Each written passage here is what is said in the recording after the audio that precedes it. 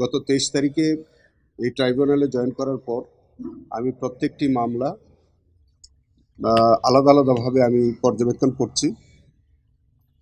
যেসব মামলাগুলোর ইনভেস্টিগেশন সঠিকভাবে হয়েছে বলে আমার কাছে মনে হচ্ছে, সেগুলো আমি স্ব প্রসিকিউটরদেরকে আমি সেইভাবে চালানোর নির্দেশ দিচ্ছি।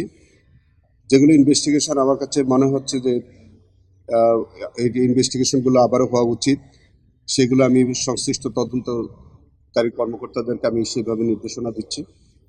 এই মামলাটি আমার আগেই রায়ের জন্য ধার্য ছিল, কিন্তু আমার কাছে মনে হয়েছে যে এই সমস্ত মামলাটি আমার পর্যবেক্ষণ করা প্রয়োজন। সেই হিসাবেই মামলাটি আমি সম্পূর্ণ দেখলাম। আমার নলেজে যেটা আসলো যে একটা ভিডিও রেকর্ডিং আছে, যে আসামি চঞ্চল সরকার, না চঞ্চল চন্দ্র সরকার, তার একটা এক্সট্রা জুডিশিয়াল কনফেশন আছে এবং তিনি সরাসরি স্বীকার করছেন যে কিভাবে তিনি গুলি করেছেন, কিভাবে কি করেছেন, কার নির্দেশে করেছেন, সমস্ত কিছু তিনি বলছেন। সেই ভিডিও রেকর্ডটা ইনঅ্যাডভার্টেন্টলি আমরা এটা এভিডেন্সে আনতে পারিনি।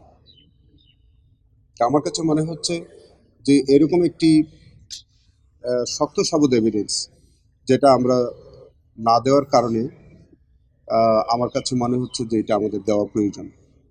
সেই কারণেই আজকে আমরা আদালতের কাছে, ট্রাইব্যুনালের কাছে আমরা আবেদন জানিয়েছি যে আমরা এই এভিডেন্সটা আনতে চাই, আমরা টেন্ডার করতে চাই। মাননীয় ট্রাইব্যুনাল হয়তো আমাদের আবেদন বিবেচনা করে হয়তো এটা অর্জন করতে পারেন, বা কী করবেন এটা ট্রাইব্যুনাল এখনো সিদ্ধান্ত দেননি। আমাদের ডিফেন্স, হ্যাঁ, আমরা 4 সপ্তাহ সময়ের কথা বলেছি। ডিফেন্সের আইনজীবী সময় চেয়েছেন, তারা আজকে তারা কি বলতে চান। আমাদের বক্তব্যটা হচ্ছে যে আমরা একটা অ্যাডজর্নমেন্ট চেয়েছি। ইন দ্য মিন টাইম আমাদের হাতে যে এভিডেন্সটা আছে, এইটা আমরা এই মামলায় এটা আমরা টেন্ডার করতে চাই।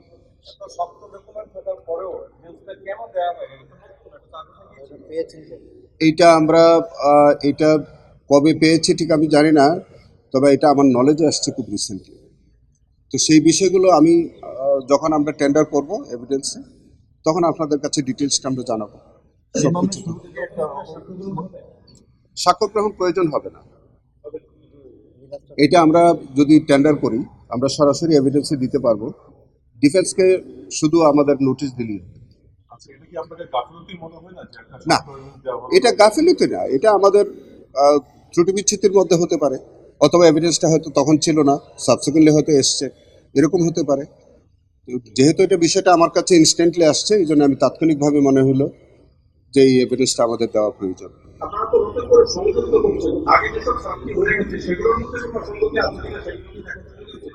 সেগুলো আমি দেখেছি, সেগুলো যথাযথভাবে দেওয়া হয়েছে।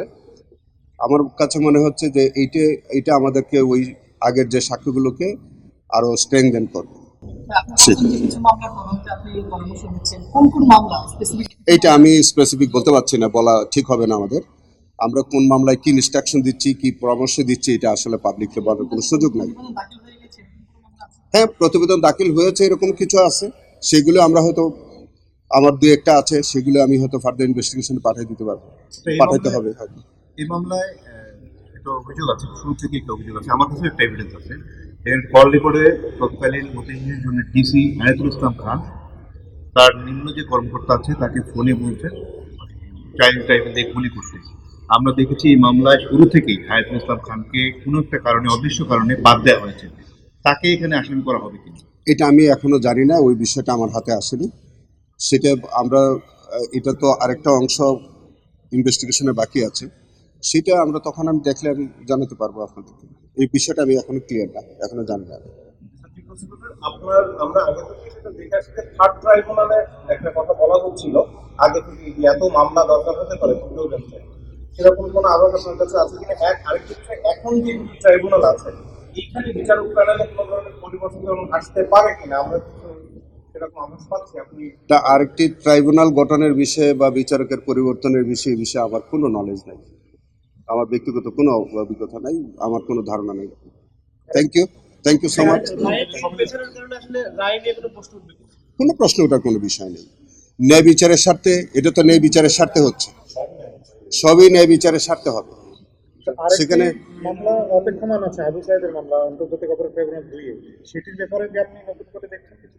না, সেটা রায়ের জন্য আছে, সেটা আমি দেখছি, কিন্তু আমার মনে হয় যে এটা যথাযথভাবেই হয়েছে যতটুকু আমি দেখেছি। সেটা বিচারকের হয়তো রায় প্রস্তুত করতে সময় লাগছে, এছাড়া অন্য কিছু না। আমি জানি না, এটা আমি জানি না, এটা আমি জানি বলতে পারবো। Thank you. Thank you. সবচেয়ে গুরুত্বপূর্ণ আসামি ছিলেন শেখ হাসিনা।